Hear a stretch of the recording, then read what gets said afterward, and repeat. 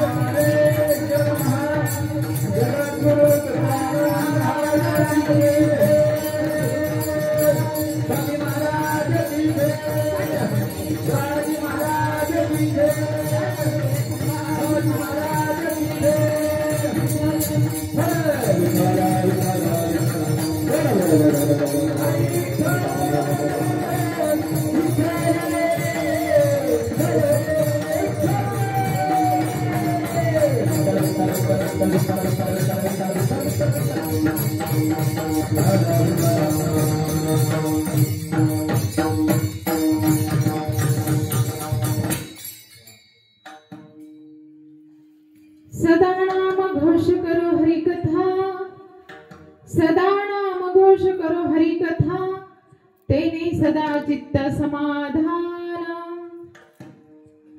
सदा नाम घोष करो हरि कथा, तेने सदा चित्त समाधान। सर्व सुख ल्यालो सर्व अलंकार, आनंद निर्भय डुलतसे। असो नसो ऐसा कोठे आठवची नाहाय, देहची विदयी भोगदशा। सर्व सुख ल्यालो सर्व अलंकार, आनंद निर्भय डुलतसे। तुका म्हणे आम्ही झालो अग्निरूप, तुका म्हणे आम्ही झालो अग्निरूप, लागो निंदी पाप पुण्यंगा। सर्व सुख ल्यालो सर्व अलंकार, आनंद निर्भय डुलतसे। वक्रतुंड महाकाय सूर्यकोटि समप्रभा, निर्विघ्नं कुरु मे देवो सर्वकार्येषु सर्वदा। नमिला गणपती माऊली शारदा,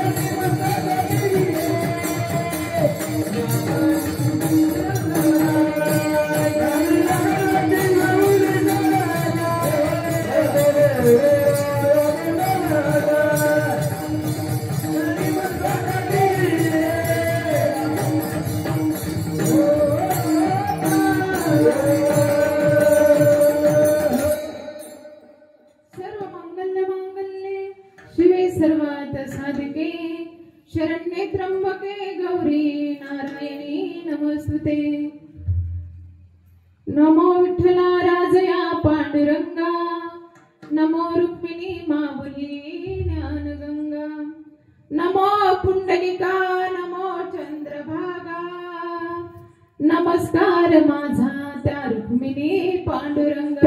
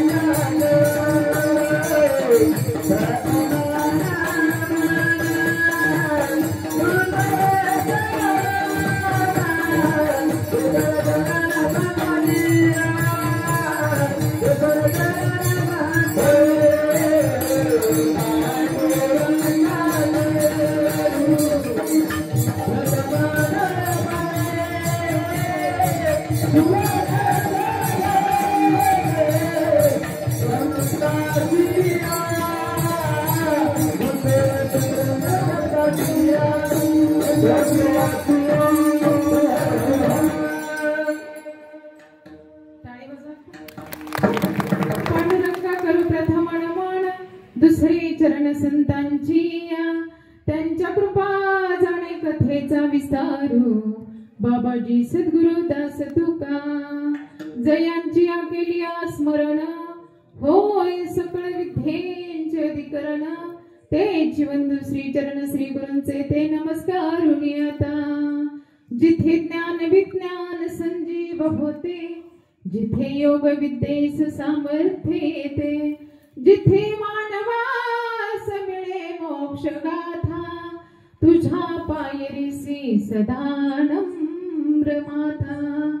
ओम नमो ज्ञानेश्वरा, करुणा करा या दयाळा, तुमचा अनुग्रह लादल पावन झालो चराचरी. शरण शरण हनुमंता, तुम्हालो रामदूता, काय भक्तीच्या त्या वाटा मजदा व्यासवटा. हे दुःख भंजन मारुती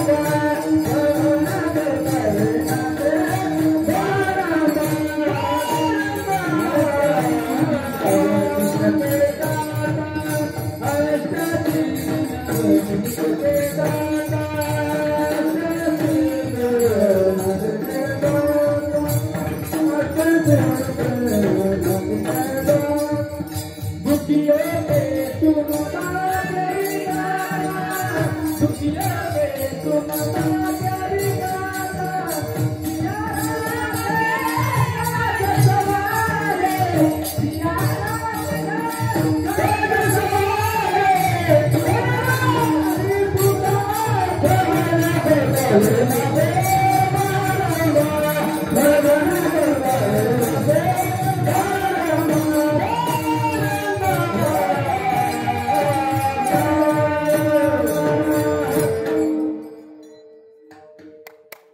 सद्गुरु तुकया ज्ञानदीपा, नमो सद्गुरु सच्चिदानंद रूपा, नमो सद्गुरु भक्त कल्याण मूर्ती, नमो सद्गुरु भास्करा पूर्ण कीर्ती, मस्तक हे पाया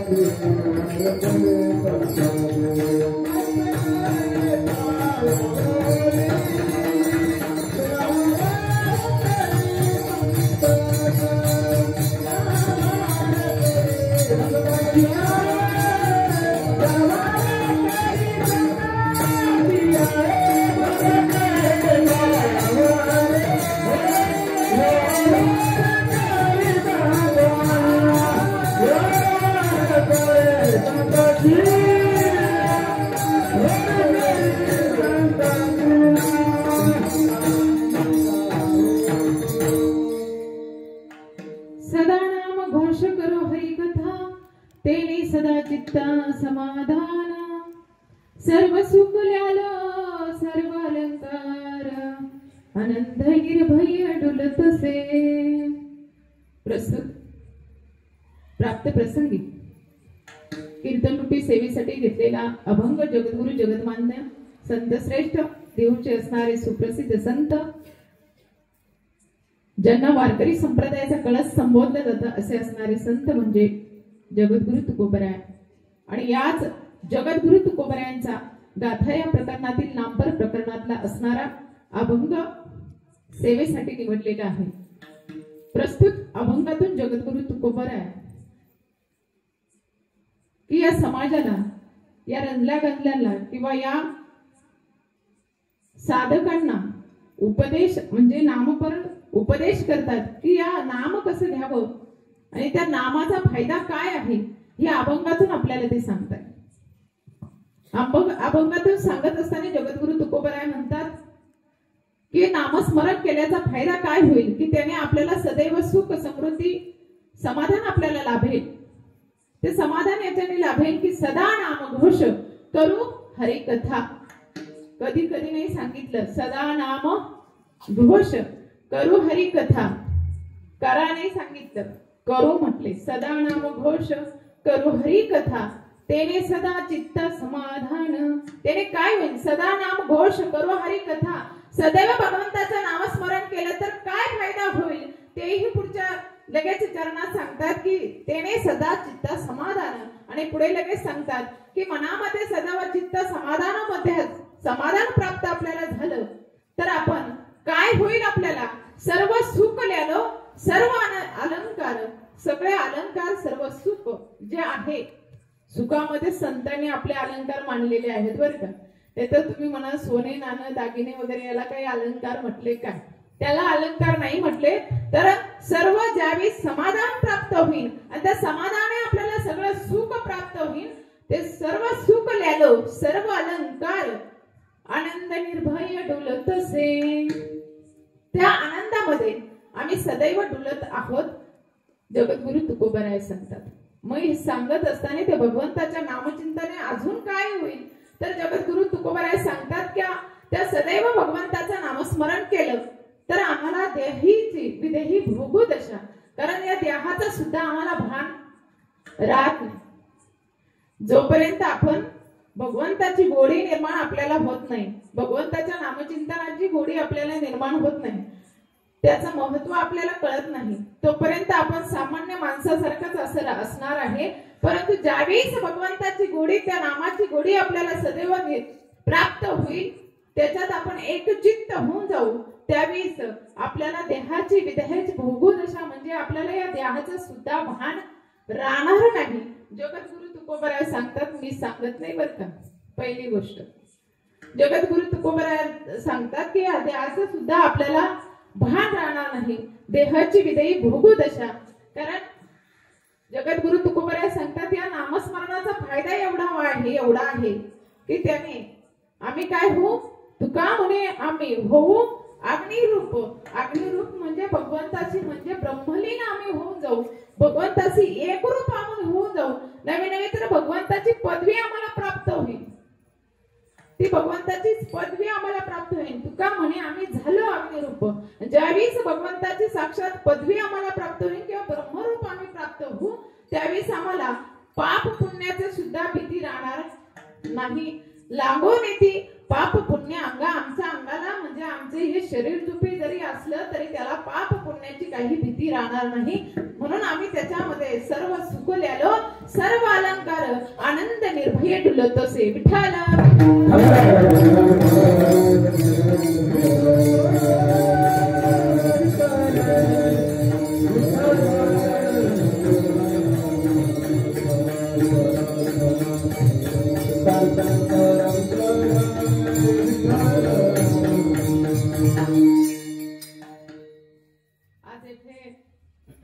सप्ताहाचा प्रथम दिवस आहे आणि हनुमान मंदिर तसेच महादेव मंदिर वर्धापन दिवस आहे आणि तुकाराम बीज निमित्ताने हा अखंड हरिनाम सप्ताह गेली 17 वर्षापासून चालू आहे. आणि हे 17व्या वर्षामध्ये पहिल्या दिवसाची कीर्तन रूपी सेवा माझं पामराकडे आलेली आहे.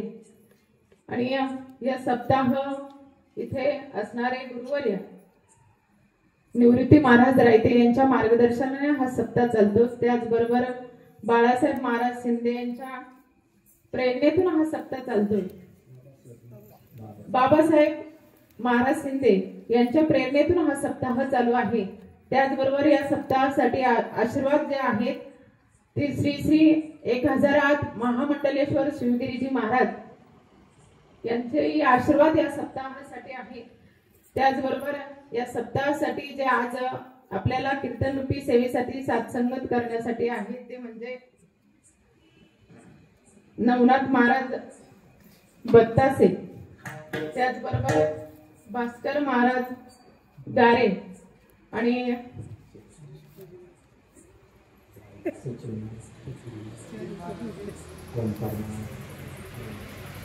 ओंकार महाराज रायते पण उपस्थित नाही, पण पक्वादासाठी त्यांचं नाव आहे. त्याचबरोबर यांचं नाव सचिन महाराज देखील इथे कीर्तनासाठी साथसंगत करण्यासाठी आहे. आपल्या बरोबर आलेले माऊली महाराज शिंदे देखील ते इथे गायनाची साथसंगत करण्यासाठी इथे आहेत. त्याचबरोबर सर्व ग्रामस्थ भजनी मंडळ आहेत. त्याचबरोबर आपल्या आश्रमातील मुली देखील, कन्या देखील इथे उपस्थित आहेत. आणि सगळ्यांच्या साथसंगतीमध्ये अवघ्या 1 तासभर तरी कीर्तन रूपी सेवेचा आपण आरंभ करत आहोत. आणि आज कीर्तनासाठी उपस्थिती जे लाभलेले आहेत, ज्यांना ह्या निफाड तालुक्याचं वैभव समजलं जातं पत्रकारी क्षेत्रामध्ये, असे असणारे रामभाऊ आवारे सर येथे देखील उपस्थित आहेत. त्याचबरोबर आश्रमाचे सचिव गुंजारक सर येथे उपस्थित आहेत. त्यांचेही स्वागत आहे. आणि कीर्तन रूपी सेवेसाठी सुरुवात करूया. विठ्ठल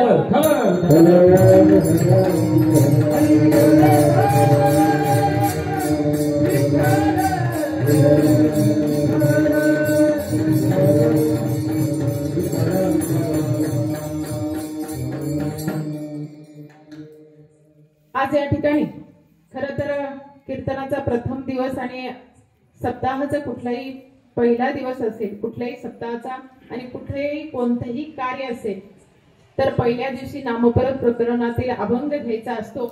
आणि तो अभंग आज आपण निवडलेला आहे. तोही अभंग एवढ्या महान संतांचा आहे.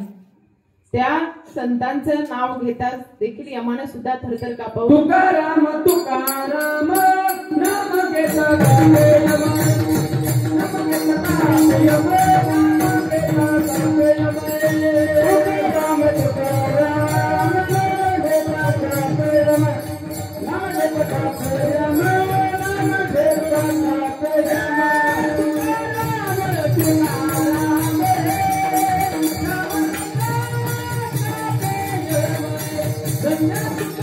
यमा.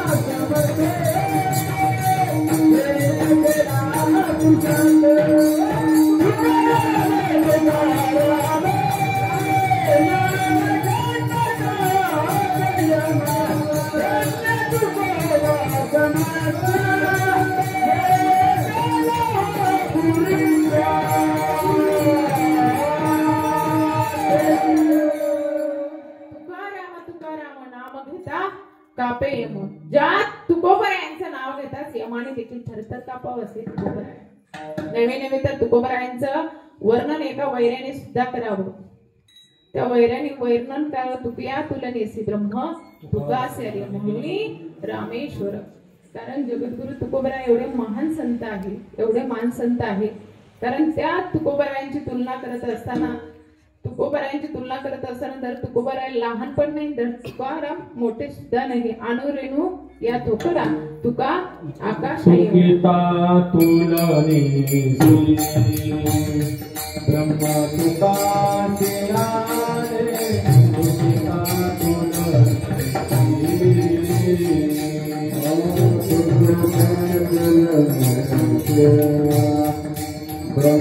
तुका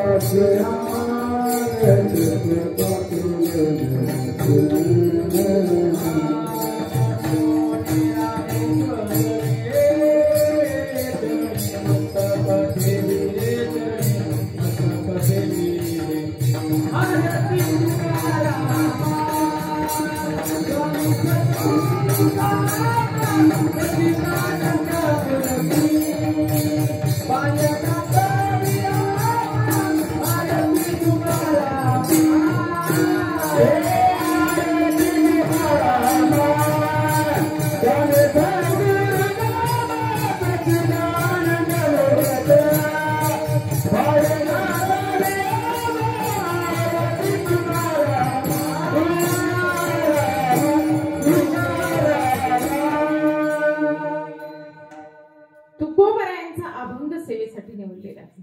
बघा, या तुकोबरायांचा अभंग सेवेसाठी निवडत असताना जगद्गुरु तुकोबरायांनी नाम प्रकरणातला हा अभंग आहे. परंतु ज्यावेळेस तुकोबराय या नामाचं महत्व सांगताय, पण सांगत असताना बघा, तसे पाहिलं तर 4 युग होऊन गेली. या 4 युग बघा, एक सत्ययुग झालं, एक त्रेतायुग झालं, आणि तिसरं म्हणजे द्वापार युग, आणि चौथं म्हणजे कलियुग.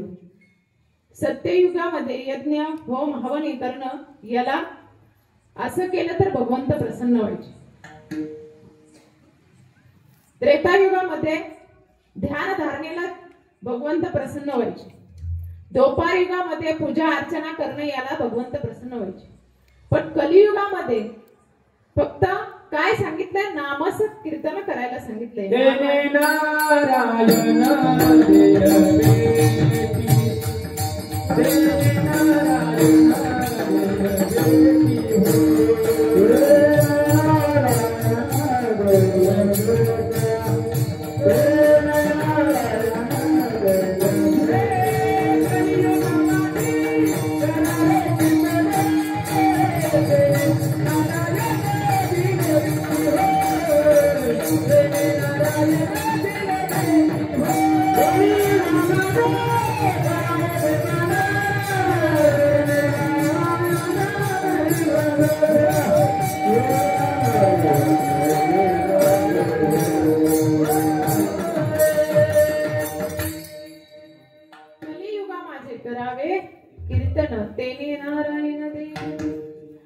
कारण कलियुगामध्ये फक्त नामस कीर्तनाला महत्व दिलंय.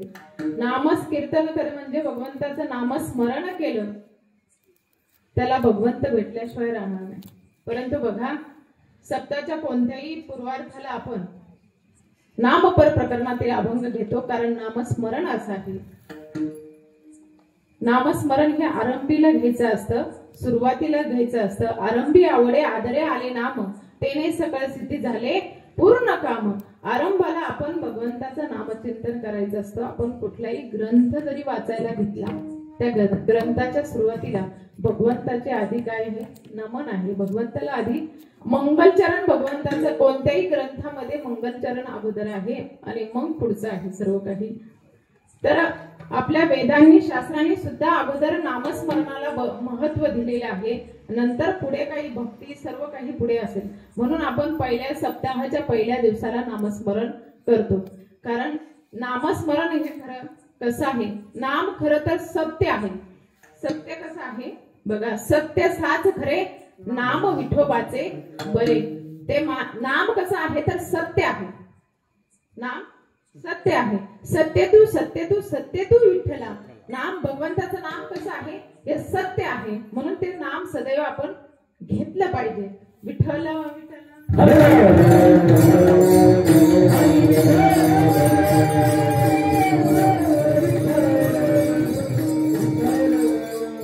नाम भगवंताचं सत्य आहे, त्याचबरोबर नाम भगवंताचं पवित्र देखील आहे.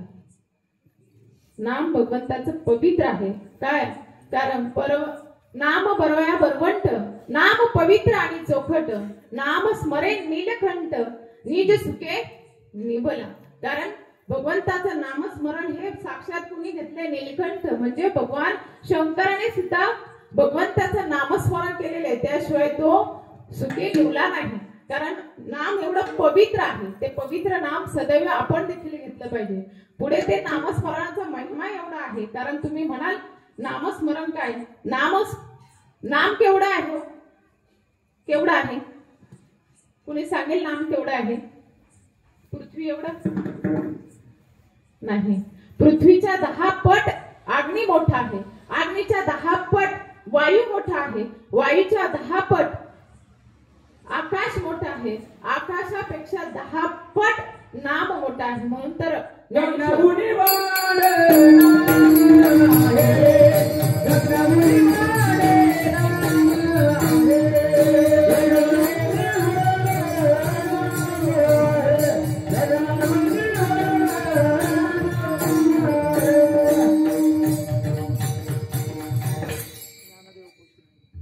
ज्ञानदेव म्हणे निवृत्तीशी चाड, गगनाहुनी वाढ नाम आहे. नाम हे सर्वात मोठं आहे, सर्वात मोठं असणारं नामस्मरण आहे.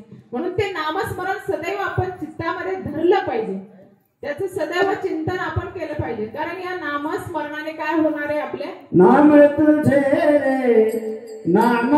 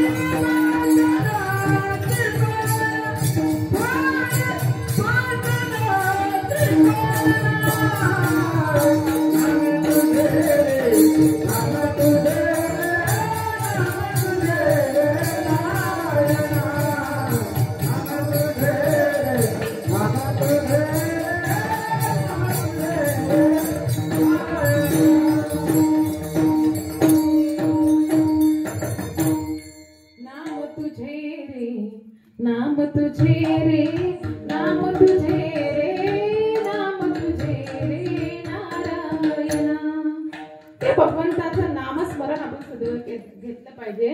कारण त्या नामस्मरणाने भल्या भल्या पाषाणांचं पाणी झालं, पाषाणांचं पाणी झालं बरं का आजी, पाषाणांचं पाणी झालं. मग आपण तर कोण आहे, आपण कोण आहे माहितीये ना, माणसं आहे ना. मग माणसं सहज करतील का नाही? अहो त्या नामस्मरणाचं महत्व एवढं आहे, भगवंतापेक्षाही श्रेष्ठ भगवंताचं नाम आहे, भगवंतापेक्षाही श्रेष्ठ भगवंताचं नाम आहे. कारण ज्यावेळेस सेतू बांधण्याचं काम चालू होतं आणि त्या सेतू बांधण्याचं काम चालू असताना सगळ्या वानराने ज्यावेळेस राम नाम लिहून ते दगड समुद्रावरती तरत होती आणि तरत असणारी दगड बघून श्रीरामांनी वाटलं, अरे साक्षात आपल्या नावाची असणारी दगड सुद्धा याच्यावरती तरतात, आपण साक्षात आपण स्वतः दगड एक नेऊन टाकू, तरतोय का बघू. ज्यावेळेस भगवंत गेले, दगड उचलला, त्याच्यात टाकला आणि टाकत असताना साक्षात बघितलं तर दगड तरला नाही, तो बुडला. काय झाला, देवाला वाटलं एकदा झाला असेल, परत दुसरा उचलला, दुसरा टाकला, तिसरा उचलला, दुसरा टाकला, तोही बुडला, तोही बुडला. आणि तो सगळं कृत्य कोण बघत होतं? हनुमंतराया. हनुमंतराया हे सगळं कृत्य बघत होते. त्यावेळेस हनुमंतराया आणि श्रीराम प्रभूंनी सहज मागे वळून बघितलं तर हनुमंतराया बघत होते आणि देवाने विचारलं, श्रीराम प्रभू विचारावं हनुमंतराया तुम्ही केव्हा आले, त्यावेळेस हनुमंतरायाने सांगावं पहिला दगड पडला ना तो पाण्यात बुडला तेव्हाच मी आलो. सांगायचा उद्देश एक, भगवंतापेक्षा भगवंताचं नाम श्रेष्ठ आहे. त्या भगवंताचं नाम सर्वात श्रेष्ठ आहे. म्हणून आपण ते नामचिंतन घेतलं पाहिजे. आपण ते नामस्मरण सगळे मिळून करूया. विठ्ठल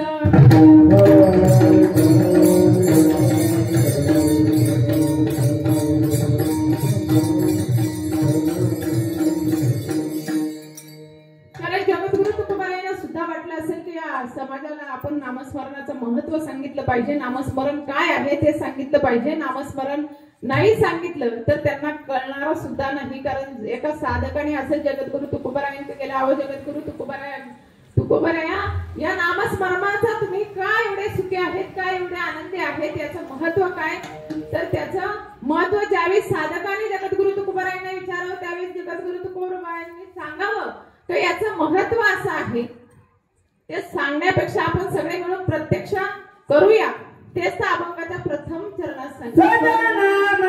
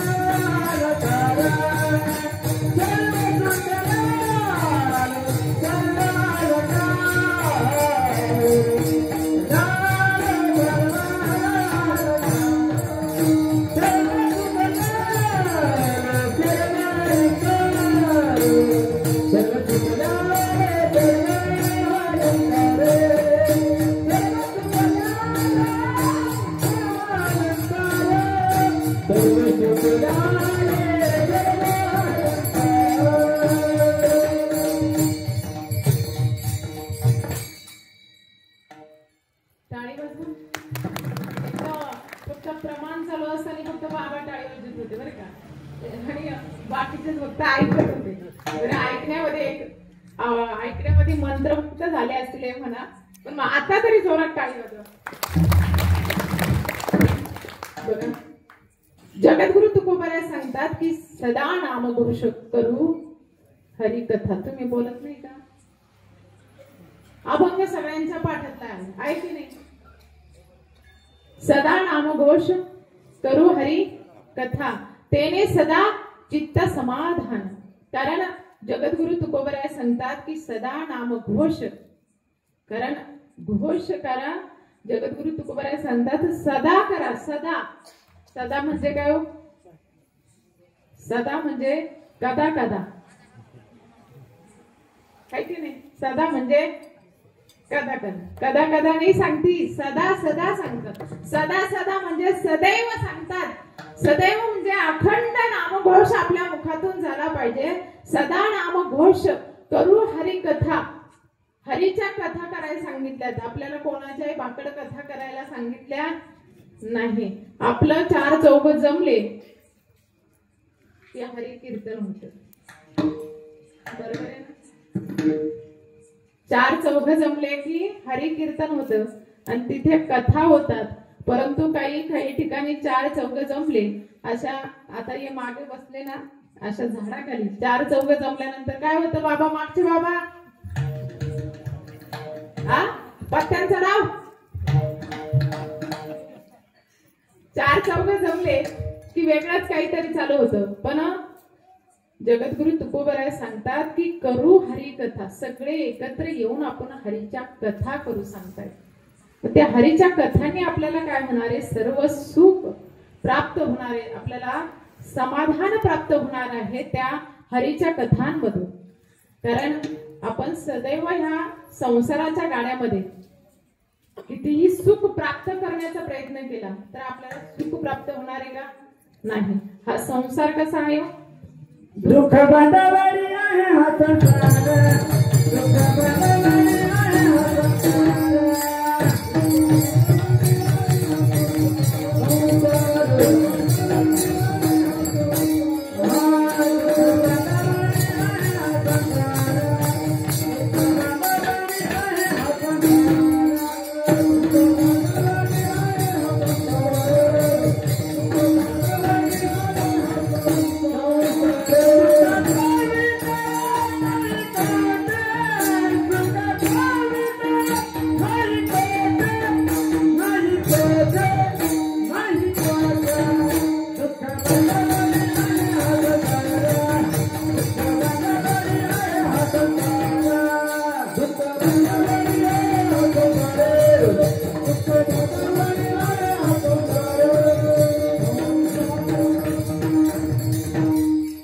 दुःख बंधवारी आहे हा संसार. सुखाचा विचार नाही होत. कितीही सुख प्राप्त करण्याचा प्रयत्न केला तरी आपल्याला सुख प्राप्त होणार नाहीये. आपण सुखाचा विचार करू पण प्राप्त काय होतं, आपल्याला दुःख प्राप्त होतं. काय होतं आजी प्राप्त, तुम्ही किती म्हटले मला नातवंड पटवंड सगळे पाहिजे, याच्यात काय आपल्याला सुख वाटतं की नाही, नाही वाटत, नकोय का, मग पाहिजे. सुख पाहतो आपण पण आपल्याला काय प्राप्त होतं, दुःख प्राप्त होतं, दुःख प्राप्त होतं. या सुखाचा विचार सुद्धा राजा दशरथाने सुद्धा केला होता. राजा दशरथाने सुद्धा विचार केला. ज्यावेळेस राजा दशरथ स्वर्गलोकावरती गेल्यानंतर ज्यावेळेस गुरु शुक्राचार्यांचा ज्यावेळेस युद्ध चालू झालं आणि या शुक्राचार्याने बाण मारला, तो बाण ज्यावेळेस राजा दशरथाच्या रथाला लागला आणि रथाला लागल्याबरोबर तो बाणाने राजा दशरथाच्या रथाचा आग तुटला आणि आग तुटल्याबरोबर तिथे कैकेयीनं उतरावं रथाच्या खाली आणि उतरल्यानंतर त्या कैकेयीने त्या रथाचा आग म्हणून आपला हात तिथे घालावा आणि त्या रथ व्यवस्थित असल्यामुळे युद्ध जिंकल्यामुळे ज्यावेळेस राजा दशरथ देवगुरु बृहस्पतींकडे गेल्यानंतर बृहस्पतीने विचारावं, दशरथ राजा तुमच्यामुळे देव आज सुखी झाले, आज देव युद्ध जिंकले, असा राजा असावा तर राजा असा असावा, असं ज्यावेळेस बृहस्पतींनी म्हणावं. ज्यावेळेस बृहस्पतीने म्हटल्याबरोबर दशरथ राजाने म्हणावं की मनामध्ये थोडीशी खंत दाखवावी, सर्व सुख आनंद सर्व काही आहे. ज्यावेळेस बृहस्पतीने म्हणावं, राजा तुला काही लागत असेल तर महाग, तुझी काही खंत असेल तर मान. त्यावेळेस त्या राजा दशरथाने म्हणावं की पुत्राविना मी काय आहे, दुःखी आहे. म्हणजे पुत्र मला संतान नाही त्याच्यामुळे मी काय आहे, दुःखी आहे. त्यावेळेस त्या बृहस्पतींनी सांगावं, देवगुरु बृहस्पतीने सांगावं की तुम्ही पुत्र कामेष्टी यज्ञ करा. त्यावेळेस सांगितलं आणि हा पुत्र कामेष्टी यज्ञासाठी बघा राजा दशरथ सुद्धा पुत्रासाठी व्याकुळ झालेला होता. सुख होतं का, संसाराचं आहे कुठेतरी काहीतरी कमी असतं. आपण पत्नीमध्ये सुख शोधू पण पत्नीमध्ये सुद्धा आपल्याला सुख प्राप्त होणार नाही. आपण म्हणून मुलं बाळ यांच्यामध्ये सुख शोधू पण याच्यामध्ये सुद्धा आपल्याला सुख प्राप्त होणार नाही. सुख सदैव आपल्याला प्राप्त होईल कशामध्ये, तर भगवंताच्या नामचिंतनामध्ये. कारण ते नामस्मरण एवढं गोड आहे, ते गोड नामस्मरण आपण सदैव घेतलं पाहिजे. कारण गोड तुझे रे, गोड तुझे रे, गोड तुझे रे, गोड तुझे रे नाम देवा. कारण नामस्मरण ते गोड आहे, ते गोड, गोड तुझे रूप, गोड तुझे नाम देई मज प्रेम सर्व काळ. ते नामस्मरण कसं आहे, गोड आहे आणि ते गोड नामस्मरण आपण सदैव घेतलं पाहिजे आणि ते सदैव आपल्या चित्तामध्ये ठेवलं पाहिजे. तुम्ही म्हणा आम्ही सदैव ते नामचिंतन चित्तामध्ये ठेवता येईल, कुठे वेळ चालली आमची ठेवू आम्ही चित्तामध्ये, परंतु बघा या देहाचाही भरोसा नाही, कसलाच भरोसा नाही. म्हणून अंतकाळ आपल्याला कधी अंतकालीचे मामेव स्मरण मुक्ता कलेवरम, ते अंतकाळ आपला कधीही त्याच्या आधी आपण नामस्मरण स्मरून घेतलं पाहिजे, चित्तामध्ये आपल्या सदैव ठेवलं पाहिजे. ते सदैव चित्तामध्ये ठेवल्यानंतर आपल्याला सदैव काय होईल, सुख प्राप्त होईल. तेच अभंगाच्या दुसऱ्या चरणात सांगते. सर्व सुख लालो सर्व अलंकार, सर्व सुख लालो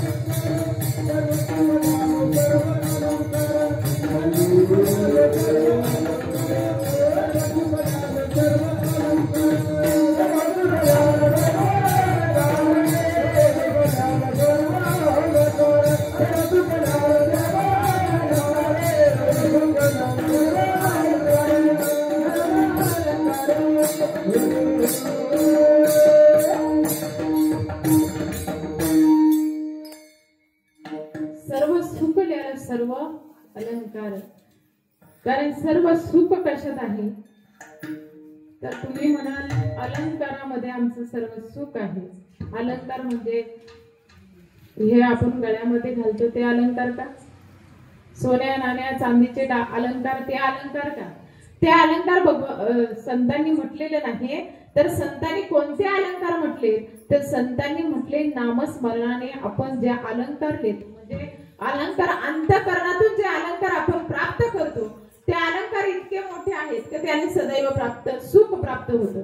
कारण आपण एखाद्याच्या गळ्यात जर सोनं पाहिलं, बायानं तुमच्यासाठी खास विषय आहे, एखाद्याच्या गळ्यात बघितलं सोनं, एखाद्याच्या गळ्यात साधी पोत जरी बघितली तर ती म्हणते तिच्यासारखीच मला त्यासारखीच मला पाहिजे. एखादीच्या कानात बघितलं, परवाच आम्ही एका ठिकाणी गेलो तर म्हणते बाई लग्नामध्ये बायांचं बघावं तर साड्या दागिनेच बघत राहावं. काय म्हटली, समोर प्रत्यक्ष एक बाई म्हटलं हो तेच बघायचं, आपण तसंच घ्यायचं. बरोबर की नाही? ते अलंकार नाही. त्या अलंकारात सुख आहे का? त्या अलंकारामध्ये सुख नाही. आपण त्या अलंकारामध्ये सदैव आपण काय बघतो, मला असंच प्राप्त होईल का, अशी आशा आपल्याला लागते, अशी ओढ आपल्याला लागते. त्या ओढीने आपल्याला सुख प्राप्त होत नाही. परंतु जगद्गुरु तुकोबराय म्हणतात की कशाने सुख प्राप्त होतं, सर्व सुख लिहिलं आम्ही, सर्व अलंकार. सुख कशामध्ये प्राप्त झालं आम्हाला, त्या नामचिंतनामध्ये सुख प्राप्त झालं, त्या नामस्मरणामध्ये आम्हाला सुख प्राप्त झालं. ते नामस्मरण आम्ही सदैव घेतलं. कारण नामस्मरण जगद्गुरु तुकोबराय सदैव घ्यायचे, सतत घ्यायचे, कदा कदा नाही, सदैव सदा सदा सदा नामचिंतन करायचे. कारण जगद्गुरु तुकोबराय साधं एक शिंक जांभळी आली तरी त्यांचं तेवढंच नामस्मरण चुकायचं, नाहीतर नामस्मरण चुकत नव्हतं. आपण शिंक आली तर तेव्हाच म्हणतो राम, बरोबर की नाही? ते म्हणत नाही, काही काही तर म्हणतच नाही. काही काही ना साधं भोजन म्हणायला लावलं तरी तिथे नामस्मरण मुखामध्ये येत नाही. ते आताच्या जन्माची पाप नाही बरं का, हे मागून चालत आलेली त्यांची मागच्या जन्माची आलेली पातक पुढे आहे, त्याला नामचिंतन घेऊन देत नाही. काही काहीच्या मुखामध्ये तर नामस्मरणच येणार नाही. किती म्हटले नामस्मरण घ्या, नामस्मरण घ्या, नाही येणार चिंतन. कारण त्याच्यासाठी सुद्धा पुण्याचा साठा लागतो, हे की नाही? पूर्वजन्मीचं सुकृत लागतं. तेव्हा पण जन्मजन्मी आम्ही बहुपुण्य केले, तेव्हा या विठ्ठले कृपा झाली तेव्हा भगवंताची कृपा होत असते आणि आपल्या मुखामध्ये नामचिंतन येत असतं, नाहीतर येत नाही। एका आजोबा असेच होते, त्या आजोबांना म्हटलं नामस्मरण घ्या, नामस्मरण घ्या, घेतलं नाही। सरती शेवटी वेळ जायची आली तरी मुखामध्ये नामस्मरण आलं नाही आणि शेवटी मुलांना वाटलं अरे बाबाच्या मुखामध्ये नामस्मरण आलं नाही, एकदा तरी नाम मुखामध्ये यावं म्हणून बाबाच्या पुढे धान्याची गोणी उसवली आणि ती ठेवली। आता तरी धान्य सांडायला लागल्यानंतर बाबा म्हणतील गोणी शिवून घ्या पोरांनो, काय म्हणतील पोरांनो गोणी शिवून घ्या। पण बाबा म्हटले नाही पोरांनो गोणी शिवून घ्या असं म्हटले नाही, पोरांनो गोणी टाचून घ्या। काय म्हटले? टाचून घ्या। पण शिव शब्द मुखामध्ये आला नाही। मुखामध्ये शब्द येण्यासाठी सुद्धा पुण्य लागतं आणि ते पुण्य आपल्याला काय देत असतं? सुख देत असतं। कारण सर्व सुख ल्यालो सर्व अलंकार, कारण ते सुख आपल्या जवळ असायला पाहिजे आणि आपण त्या आनंदामध्ये आपण डोलले पाहिजे, हो नामस्मरणाच्या आनंदामध्ये डोलले पाहिजे। नाहीतर आपण काय म्हणतो, काही जण कीर्तनाला आलेले असतात। आता कीर्तनाला आल्यानंतर काही म्हणतात, असंच आम्ही एका ठिकाणी कीर्तनाला गेलो, असं म्हटलो बाबा असे समोर टेकून खांबाला बसलेले होते। आता इथं खांब नाही म्हणून तरी बरं आहे, पण खांबाला टेकून बसले होते आणि टेकल्या बाबा डुकल्या घ्यायचे। डुकल्या घेत असताना बाबांना सहज म्हणा बाबा लक्ष पुढे असू द्या, बाबा म्हणतात चालू द्या माझं लक्ष आहे। काय म्हटले? चालू द्या माझं लक्ष आहे। बाबा झोपेच्या नशेत डुलत होते, एवढंच सांगायचंय। बाबा डुलत होते। एवढं करता थोडा वेळ झाला का बाबा झोपता का? लक्ष द्या पुढं, चालू द्या माझं लक्ष आहे, मी झोपेल नाही, एवढंच बाबाला सांगायचं होतं। पण असं करता आता जर मी इथं म्हटले एखाद्याला असं करू नका म्हटल्यानंतर ते मला पुढे आडवे व्हायला बसले, लई बाई कीर्तनात शांतपणा करीत होती। त्यामुळं माझ्यासारख्याने गप्प बसलेलं बरं असा ठरल्यानंतर बा मी कीर्तन संपलं, निघून जाण्याची तयारी केली, कीर्तनात निघून गेली। पण झालं असं, बाबा तिथंच बसलेला राहिला। थोडा वेळ झाला का बाबा म्हणायचा आई मी जागाच आहे, तुमचं चालू द्या। काय म्हणायचं बाबा? तुमचं चालू द्या म्हणता असं करता 1-1.5 तास निघून गेला। कीर्तन संपून बाबा आम्ही निघून गेलो, सगळे निघून गेले आणि बाबा तिथेच राहिले आणि थोड्या वेळाने आजीला घरी वाटलं बाबा अजून काय येईना।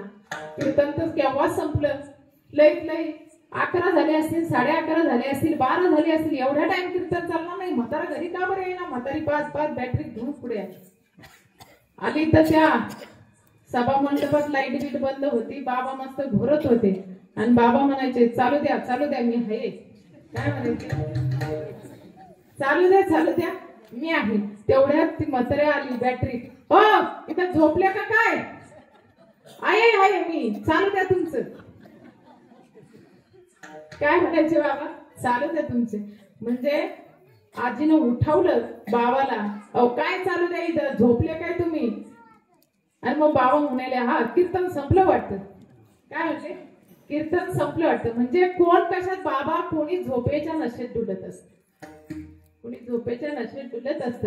कुणी नशेमध्ये धुंद असतं, कारण कुणी दारूच्या नशेत धुंद असतं, अरे कुणी गांजाच्या नशेत धुंद असतं, त्याच्यात कुणी डोलत असतं। दारू गांजा मत पिरो यारो अक्कल गुम हो जाते। त्या दारूच्या नशेने काय होतं? अक्कल माणसाला जागेवरती राहत नाही। म्हणून व्यसन आपण कधीही करायचं नाही, त्या व्यसनामध्ये आपण डुलायचं नाही। विठ्ठल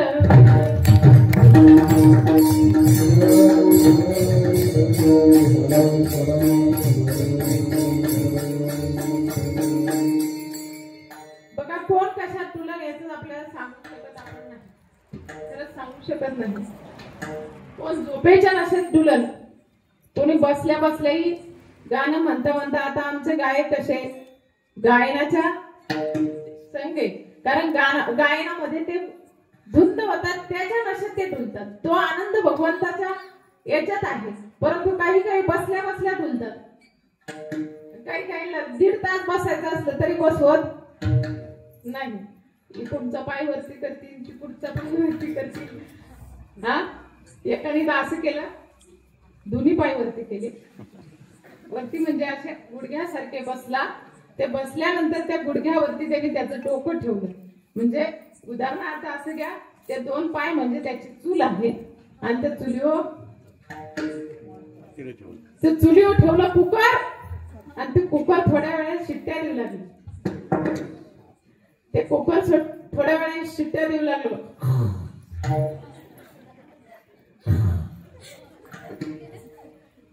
ते कुकर थोड्या वेळाने शिट्ट्या देऊ लागले. असं बसल्या बसल्या इथे कुणी शिट्ट्या मारू नका. त्या नशेमध्ये म्हणजे आता तरी भगवंताच्या नामस्मरणामध्ये आपण डुललं पाहिजे. कारण आमचे संत सुद्धा त्या भगवंताच्या नामस्मरणामध्ये डुलले. ते कसे डुलले बघा. ज्ञानदेव तुकाराम,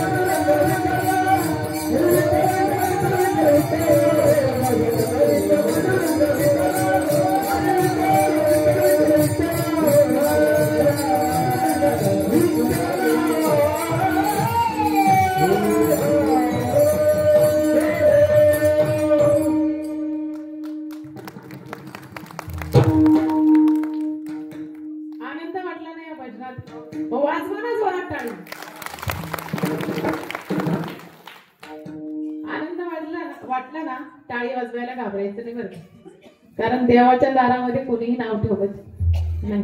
पण असं तुम्ही रस्त्याने टाळी वाजत जा बरं.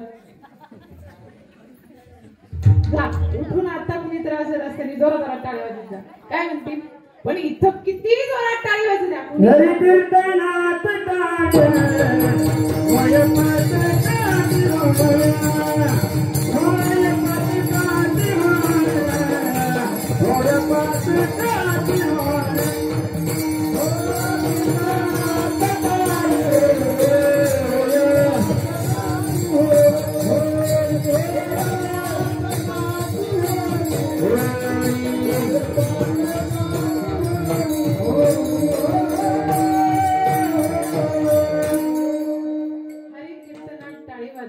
पातकाची काय होते, होळी होते, होळी पातकाची होळी होते. कारण भक्त प्रल्हादीनं सुद्धा नाव घेतलं होतं, कोणाचं, भगवंताचं नामस्मरण केलं होतं.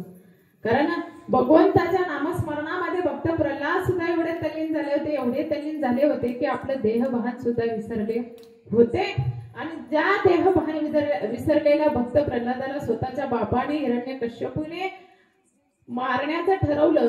त्यावेळेस अनेक वेळा त्याला मारण्यासाठी अनेक उपाय केले. हत्ती पुढे टाकलं, त्याला उकळत्या तेलामध्ये टाकलं, नवे नवे तर अनेक उपाय केले, 11 प्रकारचे उपाय केले, तरी त्या भक्त प्रल्हादाला काही झालं नाही.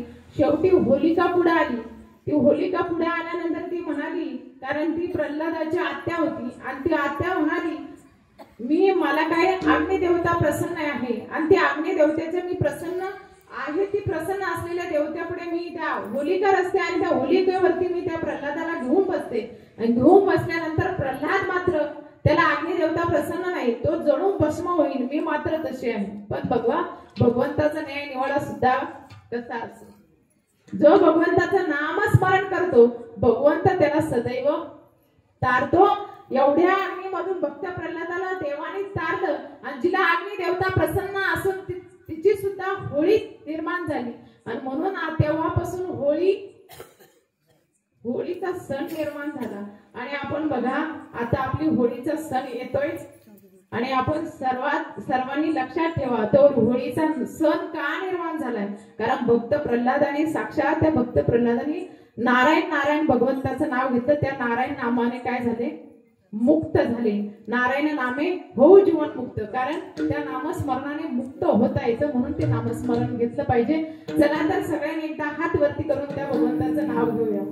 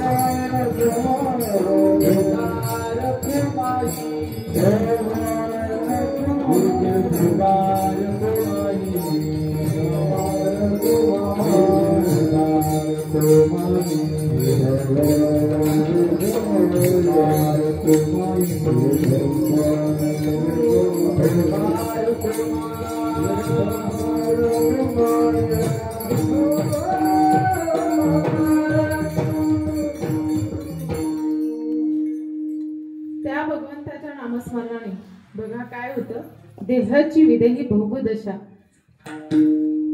कारण त्या भगवंताच्या नामस्मरणाने आपण तरुण तर जातोच, पण हे जीवन जगताना आपल्याला कसं दुःखमय वाटत जरी असलं, परंतु ते सुखमय होण्याचं सामर्थ्य फक्त नामस्मरणामध्ये आहे. म्हणून ते नामस्मरण संतांनी सदैव घेतलं, आणि ते संतच आपल्याला सदैव हे नामचिंतन करायला सांगतात. कारण संतांनी जगद्गुरु तुकोबारायाने सुद्धा हे नामस्मरण घेतलं, आणि त्या नामस्मरणाने जगद्गुरु तुकोबाराय सुद्धा तरुण गेले. म्हणून आजही कित्येक वर्ष संतांना जाऊन झाले, तरी आपण संतांना अजून विसरलो नाही. त्याचं कारण एकच, त्यांनी सदैव भगवंताला स्मरलं, सदैव भगवंताचं चिंतन त्यांनी केलं, आणि त्या चिंतनामध्ये ते सदैव आपल्या देहाचं भान विसरून जाऊन भगवंताचं चिंतन केलं. कारण असो नसो ऐसा आठवची नाही, देहाची विदेही भोगदशा. कारण संतांनी सांगण्यासारखं बोलण्यासारखं भरपूर आहे, पण आपल्याला कीर्तनाच्या वेळेची सुद्धा मर्यादा आहे. पण त्या मर्यादेनुसारही आपल्याला बोललं पाहिजे. कारण जगद्गुरु तुकोबारायांना वाटलं, छोटासा दृष्टांत सांगून जाईल, जगद्गुरु तुकोबारायांची देहाची विदेही भोगदशा कशी झाली. कारण जगद्गुरु तुकोबारायांना सुद्धा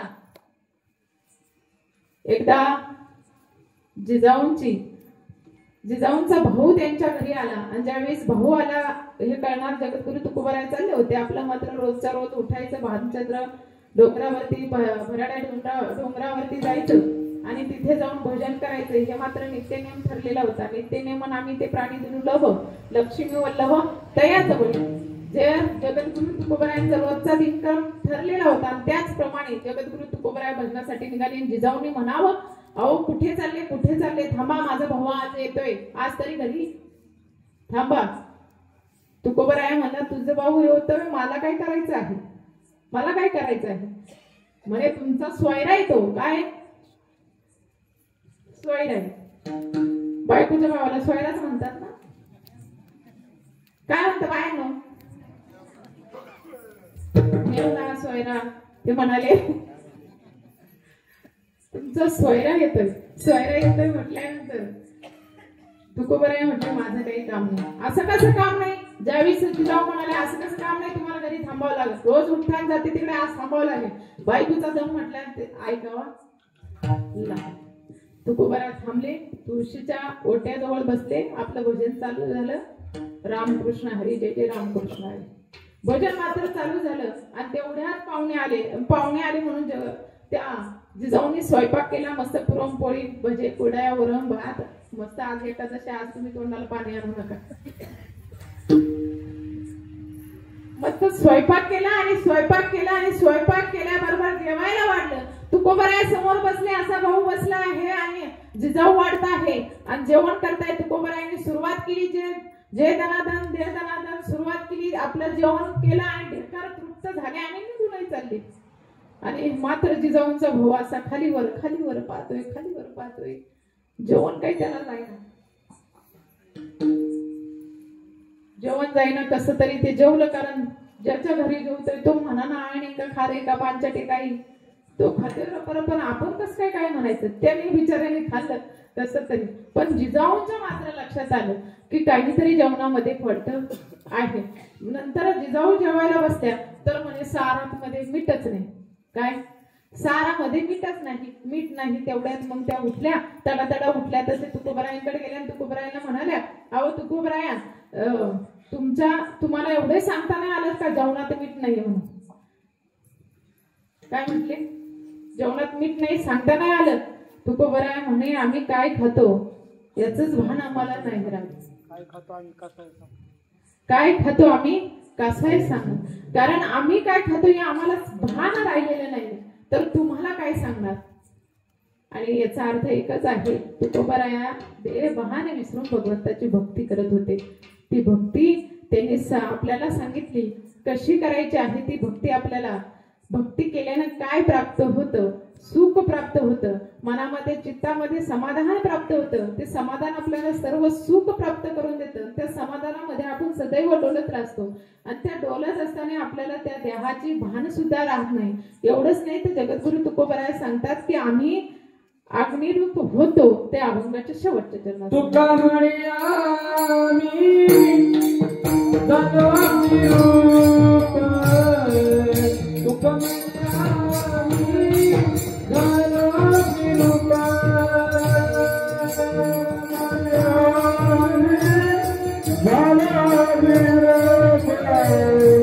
तुका म्हणे आम्ही झालो अग्निरूप.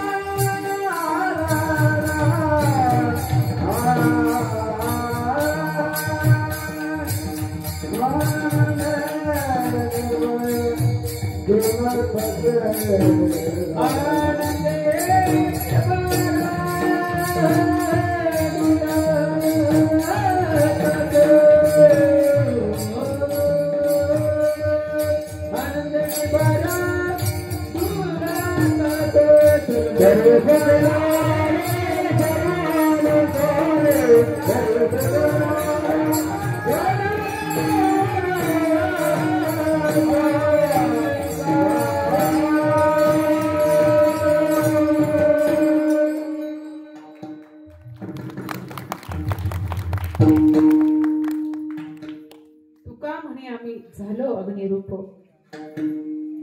लागो नेंदू पाप पुण्य अंगा.